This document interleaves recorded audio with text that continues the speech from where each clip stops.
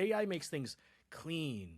It makes it glossy. It makes it the most optimal version, typically, I would say, in a lot of ways. Design leaders are caught in a weird intersection where they're meant to be the most creative of the organization. The reason I'm trying to bring up things that are kind of somewhat connected but different is the art of triangulation for me, I think, is one of the other secret things that I'm always thinking about.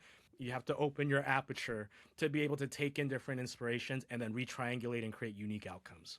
Hi, my name is Jochem van der Veer. I'm the CEO and co-founder of a company called TheyDo, the journey management platform for business decision making. We raised over $50 million and are growing globally. Our enterprise customers include Ford, J&J, the Home Depot, and Pfizer. I mean, wherever you look, understanding customers is key to staying ahead.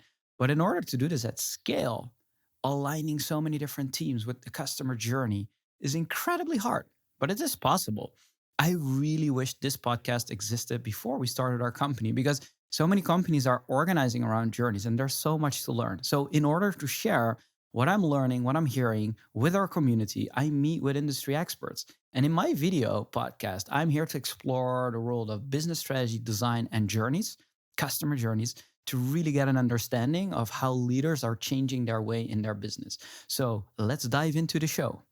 My guest today is Gene Hong, and he's a design leader and strategic advisor with over 25 years of experience helping brands drive growth through creativity and innovation. And at Target, he leads product design, strategy, trends, and concepts, plus also brand collaboration and design partnerships for the Fun 101 portfolio, a $770 million business spanning categories like consumer electronics, toys, sporting goods, travel, and pop culture. He's also the founder of Aperture North, which is an advisory platform focused on the intersection of design, business strategy, and innovation culture. So the reason I have him on today is to talk about how to design for the moment and not necessarily for the shelf, which in almost like our conversion optimized world is the only thing that people can think of these days. So Gene, I'm very happy that you could join me today. Thank you so much for having me on. Really excited to be here. Obviously, this for me is kind of a new platform, but I'm excited to talk about it. And I love to talk shop. As most people that know me always know, I can talk about design and creativity and how does that translate into consumer products and experiences. That's my favorite topic in the world, really. So very excited to be here. Thank you. Love it. You had me at design, so let's see where that takes us today. Look, you spent over 25 years inside organizations. I advise them from the outside. When you look at companies, how they are structured, and of course, like I believe like CX is a capability, customer experience, not necessarily department, but what are the things that jump out that most design leaders specifically don't seem to notice at first? Yeah, I think that's a really interesting question. I think when it comes to design leadership, especially at that intersection of big business, where companies are trying to create that edge with driving new innovation and consumer experiences and product execution, etc. Sometimes design leaders are caught in a weird intersection where they're meant to be the most creative of the organization. They're meant to be that kind of North Star that provides a point of view, that energy that comes through. But as you start to navigate a career and are poised in a position where you have to also balance the art and science of these things, that sometimes it's not always just about the output of what you're giving. You have to truly, in my opinion, carve out time to have inputs for yourself so that you are also at the same time outputting really innovative, impactful work, but creating enough space where you're also being inspired yourself. And sometimes that balance is tricky, especially when you're looking at P&Ls and ROIs and team management over team kind of vision and that sort of thing. So I do think, especially as the corporations or the size of the companies you work for get bigger and bigger, it becomes more important to find that balance individually as a design leader, to always be getting that right input energy to help you fuel your output energy, to really ensure that you have a strong point of view that you're bringing to an organization. I think that's very very relevant today, right? Especially in design leadership. What I'm a design leader, if you will, right? Even though I'm a CEO, like my background is in design, and I don't have that much time on my hands to be inspired, right? If I go to a museum, like my kids are running around as well, so I'm not even there sitting in awe and like enjoying the moment that much, even though I like it. But what I found very useful was every day I at least have an hour of make time, whatever that means, right? Whether I'm Yeah. writing, whether I'm just like collecting things for my own inspiration, or literally making something that looks nice, even if Mm. it's just a little thing. Like it helps me a lot. What are the things that you find useful to do? And I mean, this is very personal, but there are some patterns that Oh, for leaders sure. can do to improve. Yeah, I think one of the things that has helped me is routine on some level. As even though I am also deeply rooted in creativity, I also like structure. So I have an Mm. interesting balance as a creative. So I like routine. I like to be up early. I like to be up before other people are up, and I can read articles, watch some videos, think about collect. You said collecting, which really resonates with me. I think when you see a lot of people that have lived through this world of ours and kind of collected experiences and kind of artifacts over time, those kinds of things are also really really fun to have as a designer, whether because it kind of marks moments in time or kind of the passage of time. So I do think there's those patterns you're talking about are probably like quiet time on your own, having that as some sort of a habit or routine, having those elements that are very personal to you in terms of things that you've seen over time, through the elements. Even if you look behind me, I have a collection of stuff going on too. It's just a part of kind of what gives me that fuel. So I think all those things are very similar for me as well. But the other thing that I would add to this, and you kind of made me think of it when you talked about being at a museum and then seeing your kids, I do think there is something kind of at that intersection of holding on to that childlike wonder where you can kind of let go of all the pressures of the world and just look at things through a very pure lens. If you can channel that's also very helpful in my opinion. And then the other thing I would tell designers a lot of times is this idea of triangulation. So I'm never not necessarily working, right? Like I'm someone that believes I'm always trying to be present in the moment. So whether I'm shopping at a grocery store or if I'm in Tokyo specifically to do inspiration and market research, it's always about breaking patterns of what I see and being present so that I can triangulate elements and then discover new opportunities. So thinking about it like, oh, I just saw something in the grocery kind of essentials aisle and I see these amazing like packaged hand soaps. And then thinking about later if I'm in another store and wondering, oh wait, look at this like beauty store and the like products and the packaging and the experience there. The reason I'm trying to bring up things that are kind of somewhat connected but different is the art of triangulation for me, I think is one of the other secret things that I'm always thinking about. Whether it's like, oh, we want to do a new brand collaboration. Well, how do we do that in an unexpected way? You have to be present. You have to be kind of eyes open. You have to, I'm going to shamelessly plug Aperture North. You have to open your aperture to be able to take in different inspirations and then retriangulate and create unique outcomes.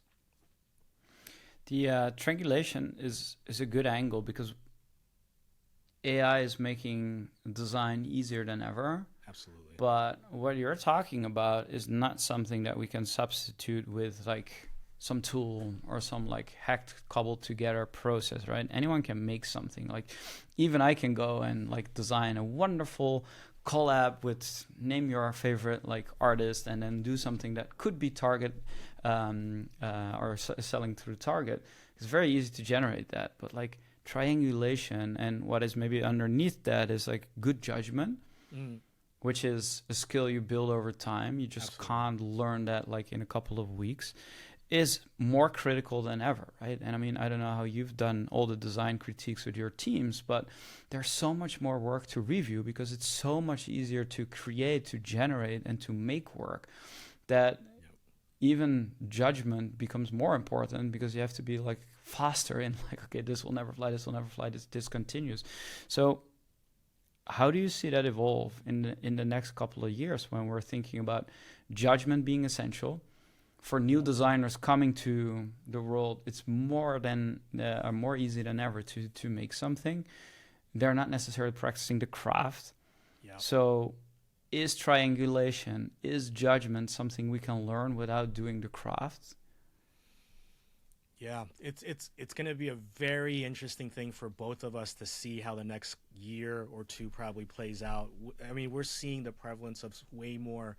almost end-to-end product customization platforms using AI and all of these things. And so when I think about what you're talking about with judgment, there's not a really strong substitute for experience, and and so that's going to be something that we'll have to see how that affects the next generation of creatives, to be quite honest, because Yeah. the example I'll give that I think is fascinating was there was a celebrity that just did they did the collection for Louboutin. And like when you look at this, it's like, is this innovative or is this actually kind of like first year design student type stuff? Like it's hard, and the reason I bring that up is because that person's position in society, they were given an opportunity and they did something that I think they probably thought was pretty innovative. But when you really look at it from an experienced position, it feels like, to your point on the judgment, like, is this really, like, how do we critique that, and how much of that is celebrity and hype versus actual pure creativity and innovation? And so I don't think there really is a substitute for experience. And I don't think the thing I like about triangulation is actually it's the imperfection that it inherently breeds into the outcome that AI does not know how to do, in my opinion, yet. Your AI makes things clean, it makes it glossy, it makes it kind of like the most optimal version, typically, I would say, in a lot of ways, and you can spit out a lot of ideas. But the interesting thing about the intersection of what I would say is triangulation and, to your point, judgment and instinct and experience is the outcomes are imperfect. And so there's an element of unknown that's still, I think, relevant. And it's going to be more about how do you amplify that and how do you kind of leverage that as individuals, as leaders, to create moments that can break through the noise. That's my belief on it. Now, as kind of some of the AI stuff gets better, like then then at that point, I think there's going to have to be a deeper layer that's really about historical narrative and how do you create a story that is lasting over time, that really creates something different. And then ultimately, things are going to go back to, I went to that word imperfect, and you talked about craft. There's going to be an element of that. And I think there's going to be a market where some things are going to be like, this is AI generated. It's exactly what you need. This is human made. And that has a premium to it as well, And so I think that's something that I see is a navigation that we're all going to have to go through. Right. There's a lot of parallels in this world already, right? You have okay, machine fabricated platters for your dinner table that you can buy for a few bucks. Or there's the handcrafted porcelain and woodwork that you can buy for a gazillion dollars. And there's one of a kind, right? And I think like that split will be there. But as long as we're humans, designing for humans, creating experiences for humans, then there will be this necessary imperfection that will create like something more meaningful than maybe AI can do. How does it show up in the work that you're doing when you're thinking about designing for the moment that people are purchasing something, or for the moment they're purchasing it for, versus like just designing for the shelf, right? Just to make sure it's eye level, just to make sure it pops, just to make sure like people just want to buy it out of impulse, versus like being very thoughtful of like how this is all coming together. Like, is there actually a shift that is also going on when designing for like experiences in Target? Or is that not so much important, as humans haven't evolved that much over the last centuries? Yeah, I mean, I think when you think about mass market retail versus, let's say, like boutique or niche or upmarket, and like there's some nuance across those things. I think fundamentally, most organizations foundationally probably approach things similarly to a certain degree, Yeah. but depending on kind of the intended outcome of the collection or the product or the category, and where it sits in the list of priorities as well. Certain things have certain roles to play. So, for example, I would say if you're thinking about something that's just kind of on the shelf that like moves a lot of units, that's relatively an essential item, there's a different set of priorities that will go into making sure that that item does what it needs to do. And maybe then you pull back on other things, like it could be a pullback on storytelling to amplify value, for example.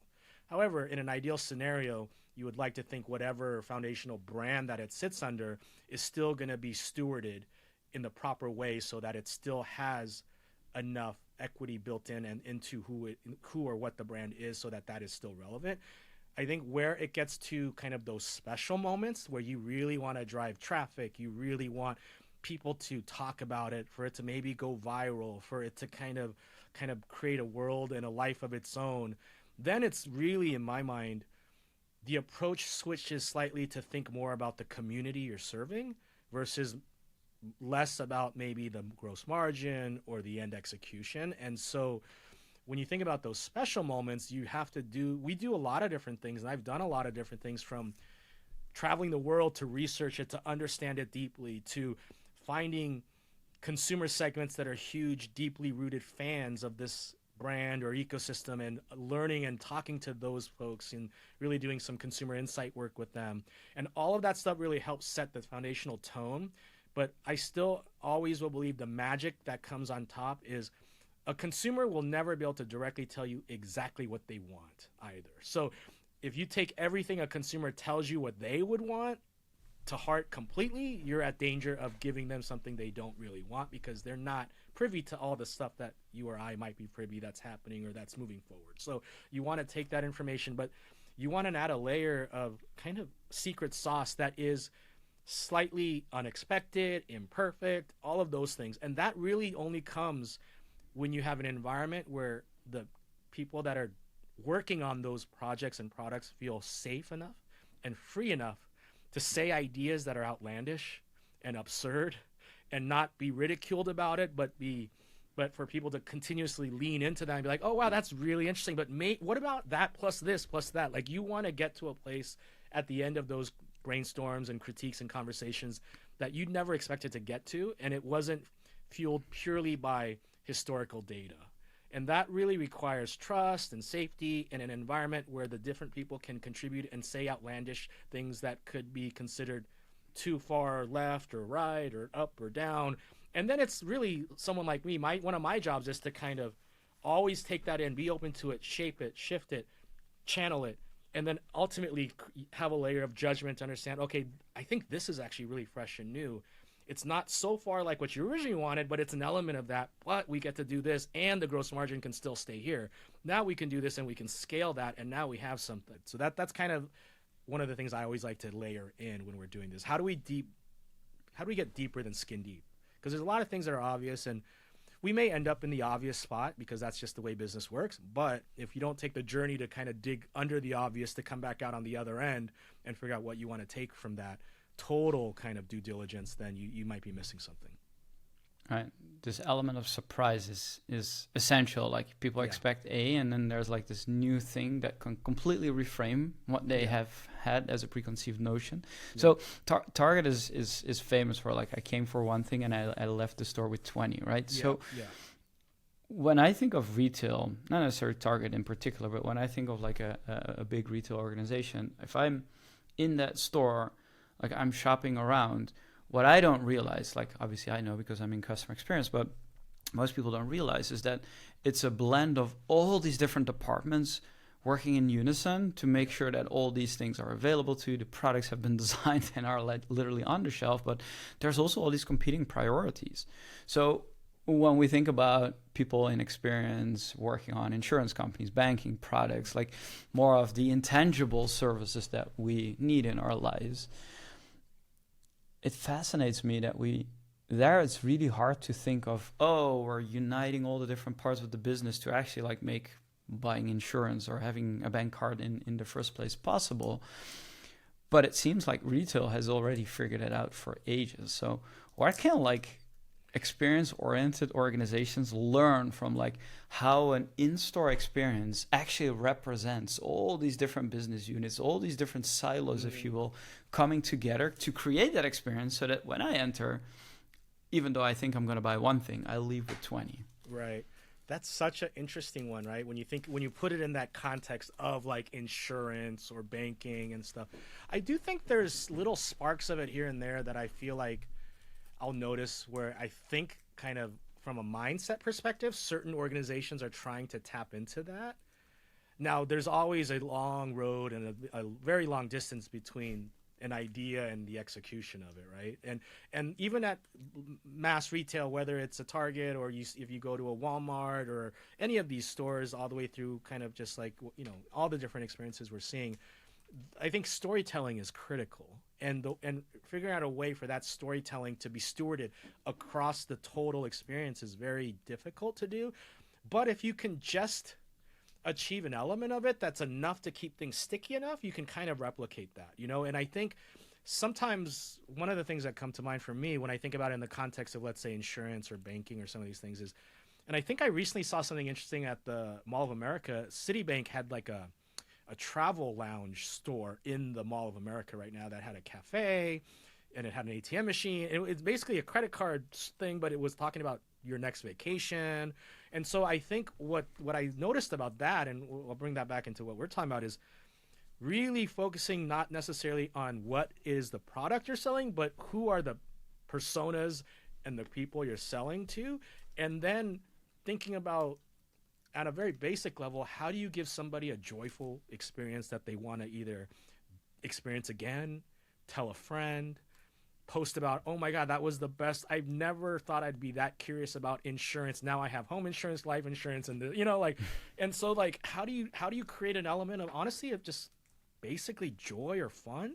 I think is very important and sometimes underrated and over strategized or overthought to a point where I think what I'm really leaning into, what I was really hoping to say, is also organizations need to invest more in design leadership at the right level to kind of have a steward that can sit at that table with additional, like whether it's the LT group or whatever, to kind of be that person to be like, whoa, I love everything we're seeing. It looks like we're going to make a lot of money on this. The product, the strategy, everything's great.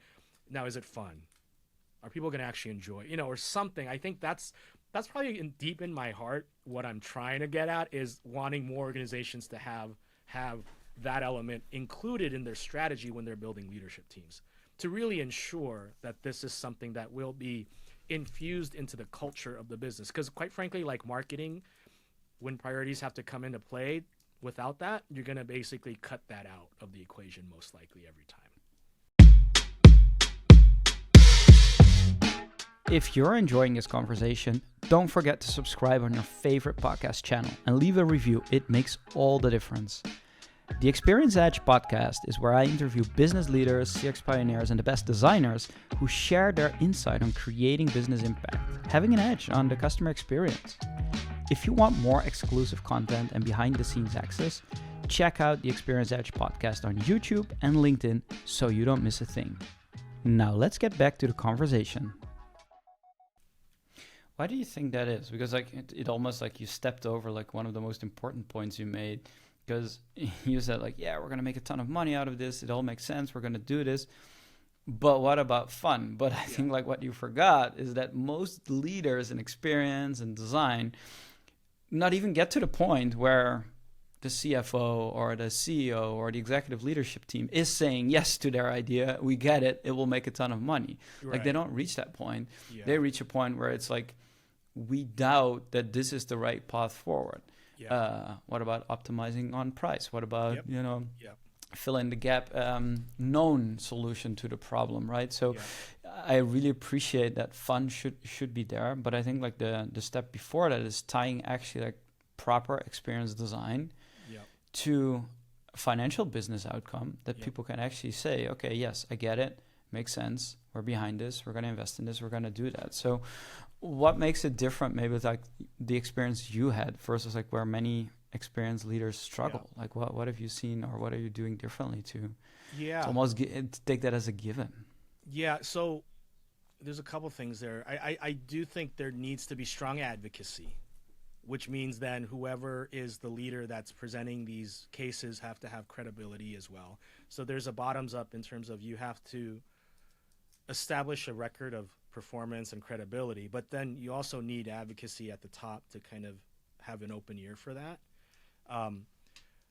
Because without those two things, like you're never going to take the risk tolerance that's needed. Because the other reality of it is it's not 100% batting average either way, right? So really there has to be a little bit of a space carved out for risk. And so if 9 initiatives are really structured perfectly and we know what's going to do. That 10th one, that's the one that has to maybe have that opportunity to do something where it ticks all the boxes, but then we really lean into something different. Maybe in this case, it is about making it a very memorable, viral, fun experience on top of all the other things. And how do we solve for that? And how do we actually do it and see if it works for us or not? And I think that's not a solo mission, like that requires a lot of intersections of building over time, like I said, the credibility, and then as well as the advocacy, and then the tolerance to say, look, we can do that for one of the 8, one of the 10, whatever that might be. I think that conversation needs to be had. Now, I've been fortunate that at least at my purview in my career, I've always kind of been one of those individuals that have always pushed in those directions. And I'm not going to say that everything I want to do or everything I've envisioned is a success, but enough of them are that they either create a learning opportunity or they actually create really nice financial reward on the back end, or a little bit of both. And also, ultimately, it's about what type of culture does an organization want to exemplify. Because the reality is, a lot of times I think there's companies that say they want to do one thing but actually do something else, and that happens a lot. And over time, that can create a level of cynicism in an organization that then now it's really hard, because where are you going to get those innovative moments and people pushing through when like the tide is so strong in the other direction already? So Yeah. When you think about some of the battle scars that you have gathered over like the years, and thinking about like advising to up and coming design leaders, experienced leaders who are trying to do this but still like need to learn, like what are some of the things that you're teaching them, that you're sharing with them to avoid some of the things that you had to endure? yeah, I mean, let me say. So I think the first thing as a design leader, you want to understand your audience, in terms of if you're trying to get a vision through the various steps it needs to get to a point where it could hit the market. So really thinking about understanding your audience, and then understanding what's important to them, really. Like that's critical. So a lot of times for me, that means understanding and having enough business acumen, understanding kind of the manufacturing and any other pitfalls that I might foresee there, understanding the financials and understanding where we're going to make sure that we, bake in either the gross margin or the unit ability, whatever it might be. So it's really the best creative leaders are the ones that can take themselves emotionally out of the purity of just being creative and balance that acumen of business and design, and so that you can then tell the story in the right way that those audience people are going to understand it and be excited about it in their terms and in kind of where they're at, so to speak. So I always tell a lot of the younger designers, it's really great to come out of school and to want to be avant-garde or do all this amazing work. Awesome, do that, but hopefully there will be an element of curiosity in you to want to learn all the other holistic things that kind of surround that. Because the thing that I've seen happen that I'm always trying to fight against is this notion of, you don't want to be the designer that comes in the room and everyone else says, "Oh, it's okay. We're going to talk about financials and stuff. Don't worry about it. You don't have to be in this meeting." It's, you don't want that, because whether they've already prejudged that you're not going to be able to handle that information, it's not of an interest to you or whatever it might be. You don't want that. You want to be someone that comes in and they're like, "We're talking about the numbers and we're talking about this. We love your opinion because you always have a good point of view." And it's completely different from our priority set. And we like that. And we value that, right? And so that's kind of the type of designer you want to establish yourself to be. And that really just requires an element of openness, curiosity, and being able to understand that being creative is wonderful, but just like what we talked about earlier, there's a lot of ideas out there, but ideas are relatively meaningless without execution. And so creativity can also be relatively meaningless if you can't execute a vision. And if you don't have a track record of having a vision that executes,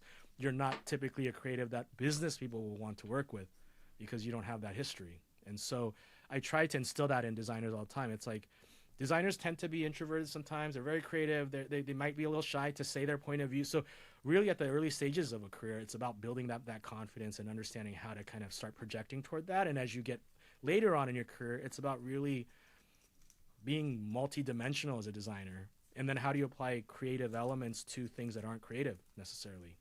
How do you get creative with the manufacturing process, how to get creative with, okay, what if we took this off and that off? Does that change, kind of the math or whatever it might be? So Was there a specific moment in your career that actually like set you off on understanding or appreciating like you need to develop business acumen to be like relevant as a creative? Was there like any particular moment? Because it could also be like it happened gradually over time, but what I'm usually seeing is that design leaders who are really good at this had one specific moment early on yeah, in their career where they got like slam shot in the face and realized like, yes, yes, huh. So yes. what was that I for have you as one. well? Yeah, I have one. So this was, gosh, over 20 plus years ago now. But I was working for a woman. We were building a new brand in the kind of streetwear space, and I was her art director and her designer.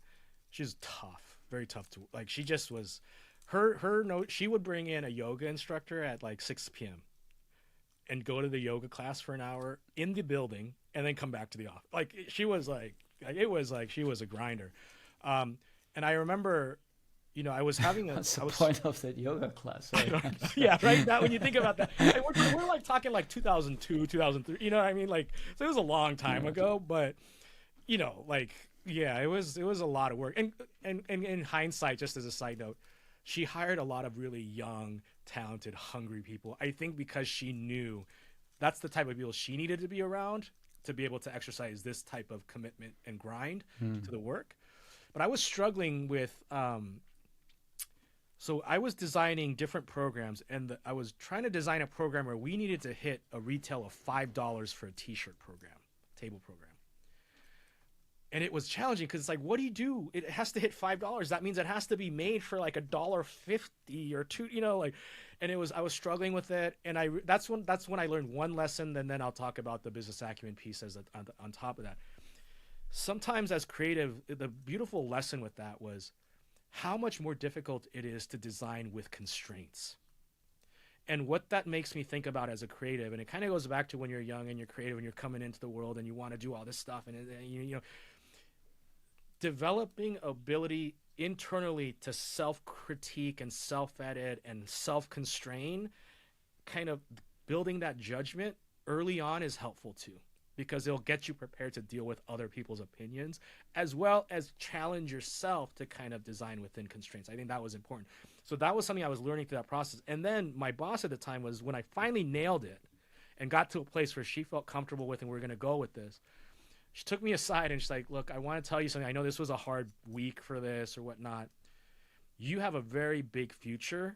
You're going to do really well, but I want you to know right now, your business acumen has to be elevated if you want to get above art director, above even like creative director within our industry.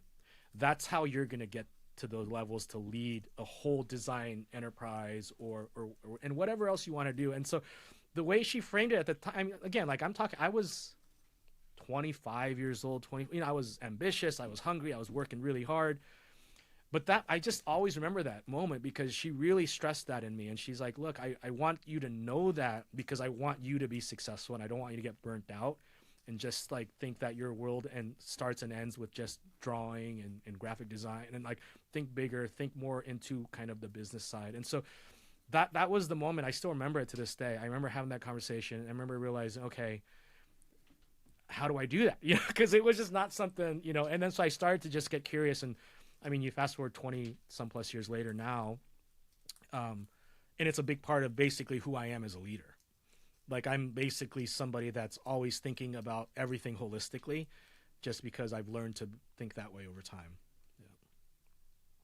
It's such a critical moment. Like very impressive that you actually took this, because many designers would say like, yeah, whatever, and just like brush it off because it's the business. Like who cares? Right. It's all about the customer. It's all about the design. So, what in you made you realize like there was actually value in what she had to offer? Like, is it just a trust because of her? Like, what was it that made you accept that feedback?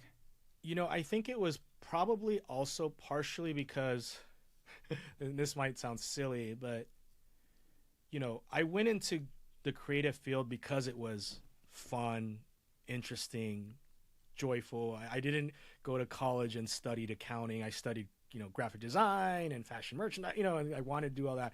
But I think my parents had a small business when I was a kid, and I saw them actually struggle with that. Like you look about, I Mm. mean, in the US, you see these little strip malls and you see all these little businesses in these strip malls and you wonder how they survive, how they make money at scale when there's just one little. And that was my parents. They had one little, and they struggled because it was like they did the operations and they made it livable, but they didn't operationalize it to a point of scale or, and so, but it was always there where I was like, I think I just had like a little bit of that entrepreneurial spine kind of already there.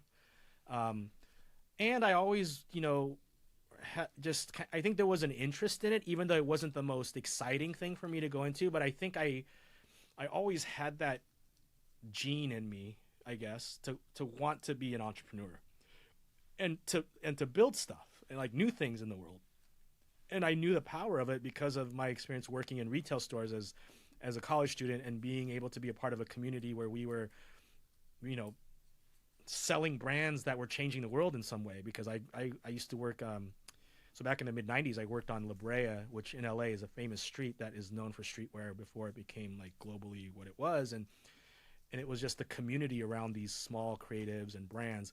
But what's always like a misnomer with this stuff is you see all these like punk rock kids and skater kids that are building these businesses. Some of them succeed, some of them fail. But ultimately, when you talk to some of these folks, you realize how important understanding business to a certain level was. So I always think there was this like feeling that there's this secret out there if you're creative, that if you want to be really powerful, you got to unlock your business acumen. I think, and then when this boss told me at that time, it just kind of clicked together. Like, oh, this is a real world moment for me. That like all that kind of stuff that I was feeling kind of culminated in this moment when someone that I looked up to actually specifically called that out. So now I need to make it a point to look at that and how do I leverage that. And so I think that's kind of where it came about. Yeah. When um, when I ask about when I ask others about what good design or like how organizations actually like prevent good design, Mm, the angle that we usually end up with talking about is all the reasons why design doesn't have a seat at the table and it has no yeah. value and all of that. But actually, like maybe like the real answer to that question is the organization is not investing in its design and experience groups to really appreciate the business. Because what I'm seeing is like there's a lot of silos, like to your point, like the financial team, the operations team, they're like by definition not including people from the experience or design groups to be part of the discussion because they think like, no, it's not for them. They're the Yeah. creative bunch or they're like the empathy folks that think about the customer all the time. But instead of thinking about like how good organizations prevent great design is not about like the design leadership. It's more like teaching designers, teaching people in creative functions how to be better at business. That's actually what is a limiting factor. Yeah, I think there's a lot of truth to that. I think, I mean, I think there's relevancy kind of on both ends of that argument or that debate. I do think there is a level of lack of investment sometimes too, and some kind of silos that obviously do that. But yeah, I mean, my thing is though, control what you can control, and how do you make it undeniable that your perspective will be valued and listened to, and and the only way to do that is to earn the respect of people on all sides of the table, and um, usually like when I think about like a corporate environment, I think most creative leaders get used to that because they understand, because most corporations are super kind of cross-functional, process-driven, all that. So there's a high elemental IQ when it comes to finances and business, structurally speaking, within the context of the organization's hierarchy and Mm-hmm. process. But sometimes that's not enough, because that can also only mean you're only talking in a wheel of the same stuff. And so that doesn't breed innovation. That's more like an echo chamber, right? And so Yeah. like you can have creatives that start to learn, okay, if I say gross margin and I say this and I say that, that makes me look like I know. But to me, there's a difference from that versus kind of trying to generate original narrative and vision tied to business acumen that's not limited to historical facing information or processes. And I think that's kind of this weird gray area that some creative leaders I've worked with and I've looked up to and admired have been able to kind of walk that fine line of, and others sound a bit more like generic business stuff that doesn't move the needle for people that have heard the generic version all the time. So it's a very interesting kind of nuanced lane, I think, that's there. But like recently I had an amazing conversation with a chief design officer. I won't name the company or anything, but really amazing. And he was telling me the whole reason he became where he became was because him and I are not that different, but he had the advocacy of the president of the organization at the time who wanted to intentionally put a design leader in the general manager position. Versus like That's a rare. finance. That's very rare. And I was blown away. He was telling me that was part of his story because I'm like, that's exactly what I've been kind of hoping to find. And that's what I'm really excited about my next role, because I do think maybe this could kind of potentially have that opportunity, because I will not be in this new role that I'm going to walk into. I'm not the design leader. I'm going to be the development strategy leader.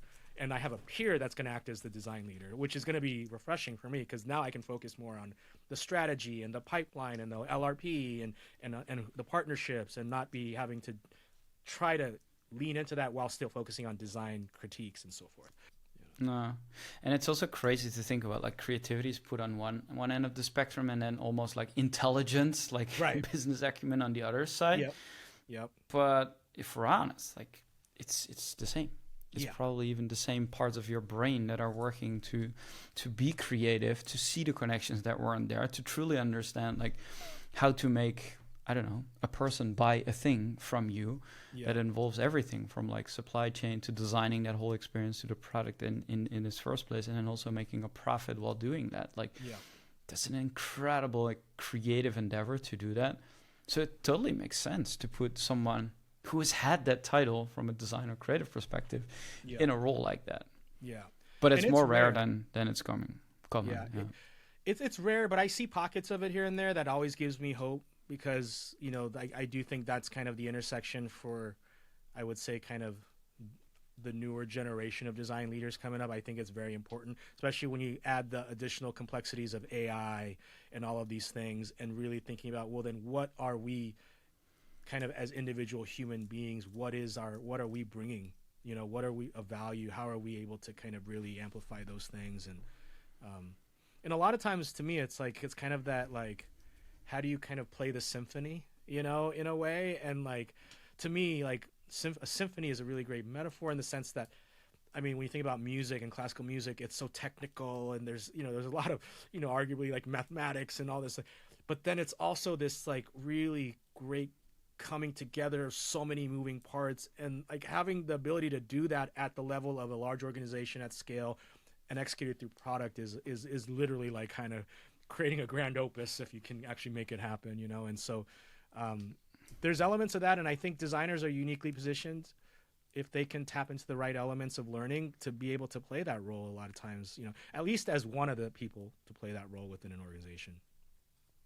How do you think about the specific moments in, like, the customer experience where that would show up? And maybe, like, let me make the question a little bit more specific. So, designing for selling more products, designing a product that taps into, like, the I don't know, the current mindset of specific audience, or something like that's like a very trendy meme, and we're just tapping into that. Like, that's easy, right? Everyone can do it. If your timing is right and you're extremely creative, like, then you do a lot of at-bats. You'll get something viral. You get something going. But doing it at scale and consistently, that's very hard. And retail is not that different in terms of how people think about designing the experience as it is in retail banking, for instance, versus like mass consumer retail. So how do we think about designing the organization around the experience, the end-to-end experience, from like, okay, I need to buy something, I'm going to buy something, I have it, now I have it, I'm using it, whether that's like utilities or utensils for your kitchen table, all the way to like new insurance product because you have a new child and you want to add insurance for that child. How do we think about designing the org around that experience versus like accepting, okay, we have all these silos and we'll do our best and we have like critical moments, but we're not thinking about the whole. Yeah. Yeah, I think one of the first things that come to mind when you pose that question is really, and it's challenging because to me it's about flexibility. And what I mean by that is like, and maybe being nimble is another way to put it.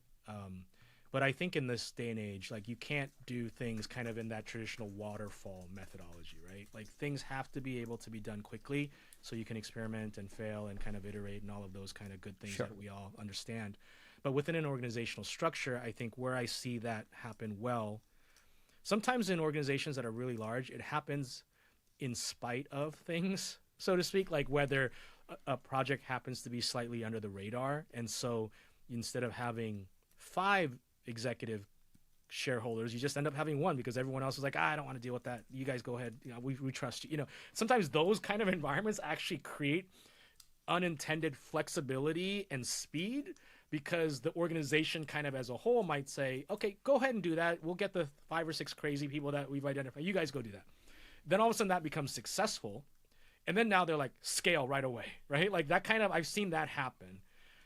So when you're talking about how do you structure an organization, I think there needs to be a recognition that you want to have something that's structured that is semi-permanent to kind of, you need some sort of a flow where things are semi-permanent that run the business. That's kind of the 70% of what keeps the lights on, let's call it, but enough flexibility for that 25 to 30% to run in ways to do new things and to kind of take on new challenges, to have an ability to go and be like, okay, we need to reinvent plastic knives, spoons, and forks and that overall experience. Well, that might require a whole left turn and thinking about not just what does someone use that for. Like it could be anything from a family that, doesn't make a lot of money and they actually don't buy real silverware. So they just use disposable plates for their food because they don't have a dishwasher. And it could be that, or it could be for a family that's like, oh, well, it's summertime. We want to have picnics and we want a better table set for that. So like, in order to kind of not hurt the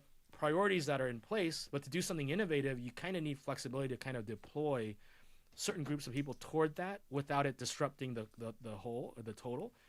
And that can be challenging in organizations that are super matrixed, super like cross-functional with hundreds of people involved. And so if I were to structure an organization, I would want some level of flexibility. I'd probably want some of that tied to a separate P&L, only because I think when those things are inevitably pulled into one P&L as well, they tend to get cut off at the knees all the time. So like that's the challenge. Large organizations never do a lot of it because there's no place for it in the prioritization map, essentially. So, but yeah, that I'll stop there for a second. Looked like you were going to say something. Yeah. No, it was very interesting. Like you just blurted out, like, okay, we need to carve out the P&L for this specifically, right? What I'm seeing happening more often is, okay, we have like a common typology for this, right? We use jobs to be done, or we use customer journeys, or we use personas to really like define like who we're designing and again, for. like I think I'm intrinsically agreeing with that. We would use all of those things too. We do that. Yeah. Sorry. Yeah. So no, I would imagine. Yeah. But then the interesting bit is like, how would you assign the P&L to that? Because would you say like, okay, we have like core jobs to be done for target shoppers, right? We know exactly who they are. We know exactly the key jobs, like for plate, silver, or whatever. Yeah. But then there's a P&L assigned to a specific part or innovate. Do you do that on a persona level? Do you do that on a journey level? Do you say, no, innovation budget at large? Like, how would you think about that? I mean, to me, the way it makes sense is to think about it as like now and next, possibly. So now is the day-to-day business stuff. Things from next can graduate into now, kind of a thing, maybe. But when I think about it, like it'd have to be in my mind rooted in a P&L that's about 5 years out from now. Like things that are, because the thing that I think happens a lot in big organizations is you wake up and you blink and all of a sudden it's like, why is our business down? Why is our traffic down? Why is our like year over year? It was probably starting 3 or 5 years ago. You're just getting worried about it now because it's like a death of 1,000 cuts over time because it slowly decreases and slowly decreases. All of a sudden you wake up one day, it's like, how do we get here kind of a thing? But if you can constantly have a sliver, in my opinion, that is focused just on next and like real stuff, not stuff that's so like blue sky that it's just going to be shut down by leaders, but stuff that's practical enough that then graduates into like I think there's a way to do that. Now again, probably an easier way to do that if you started a new company and you kind of had that intentionally versus a company that's been around for a long time. I'm sure it's going to be difficult, but if we're just talking in kind of like aspiration, like that's kind of the way I see it. It needs to be something that what I see at like big organizations more like it's like there's all this blue sky stuff that's like so out there that it never makes it to any sort of it always gets killed. And Yeah. what's No, it is the unfortunate, middle piece, right? We yeah, have yeah, like insight onto like what's working right now, where is frustration, what are people yeah, liking, what they don't like, what is actually converting, what is actually selling. yeah, And then we have foresight, but it's like typically 5 years out, 10 yeah, years out, future of retail, like yeah, AI, like yeah, all of these like hot potatoes. But there's not something that says like, okay, well, we know we're struggling today, but in 4 quarters out, here's how we're turning these things around. Like that's what you're saying. yeah.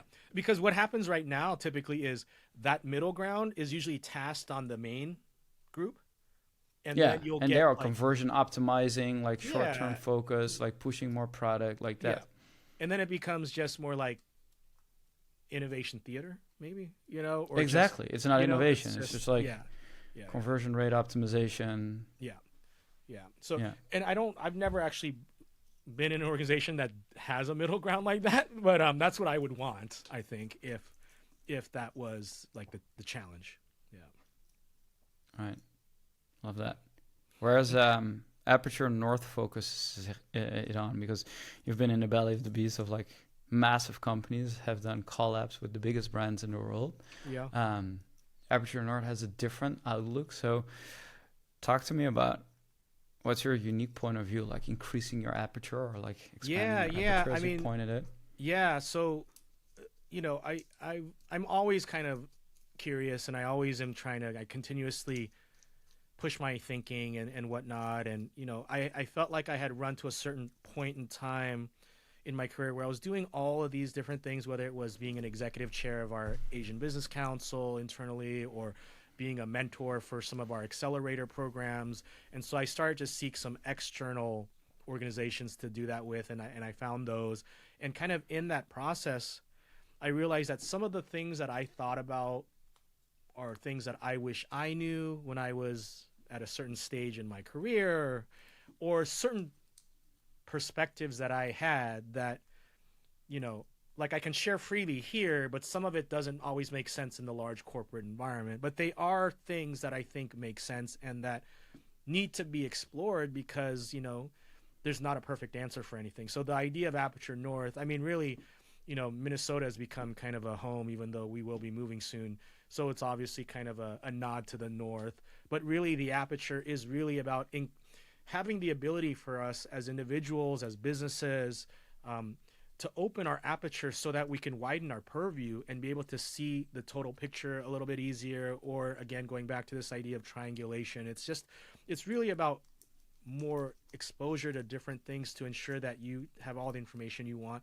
to then kind of come out with a unique solution. And with Aperture North, my biggest focus right now is like small founders, small companies that might, have use for someone like me to come in and maybe advise for them. I also use it as my platform. Like last year, I spoke at JP Morgan Chase at one of their business symposium days, just talking about brand building. And that was something they reached out to me via Aperture North as well. And so it's just a vehicle for me, to be able to do these things that aren't going to be like huge and maybe this continues to grow. I've had some dreams of turning Aperture North into more of like a conference at some point, just because I love this idea of the intersection of kind of bringing together not only like the investment community, the startup community, but the corporate community as well. And just kind of seeing what could bubble up from that. Because I do think a lot of major retailers and big companies are looking for acquisition on small brands, or looking to funnel accelerators, or looking to figure out new ways of building product, whether it's through a third party brand or internally. And so there's just a lot of stuff that I believe is changing in the industry. And then you layer on AI, and then you layer on full end-to-end product development software. There's a lot of different softwares being developed right now, and kind of something from idea to consumer, like that journey is changing and shifting. And there's, the markets are bigger and exploding because you can do things all over the world. And so there's a lot of interesting things going on like that. So it's an outlet for me. that I just use kind of for fun. It's not something I'm building super proactively, but I'm letting like the gravity of what I do have kind of bring the energy toward me where it makes sense. Yes, maybe I should connect you to Martha Cotton from JP Morgan, who was also a design leader that worked at JP Morgan Chase. So funny enough, that comes full circle because the underlying pattern is like the work you're doing with Aperture North is more like bringing design leadership and business acumen closer together. Yeah. I think like that's very necessary where like experience, judgment on experience can actually move the needle for business way more than we like to think. So with that, Gene, thank you so much for joining me today. If people want to reach out and want to learn more from you or get connected through Aperture North, like what's the easiest place they can find you? I mean, I would say right now I'm pretty analog in the sense that they can find me on LinkedIn. I think that might be the easiest. I'll just do that for now. If they can, just look for Gene Hong on LinkedIn and they can find me there. Yeah. Wonderful. Thank you so much for joining me today. Absolutely, sir. Thank you. This was fun.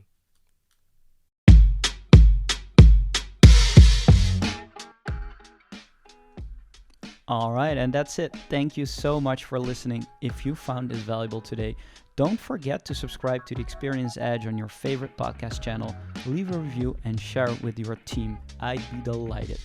Today's episode was brought to you by Daydo, the AI journey management solution for enterprise. To have an edge on your business strategy and to know why your customers do what they do, visit daydo.com and explore more resources to accelerate your customer experience game. And remember, the journey to creating customer-centric impact never ends, and here's always a new edge to discover in doing things differently. Next week, new episode. Until then, keep pushing the edge and stay inspired. See you in the next episode.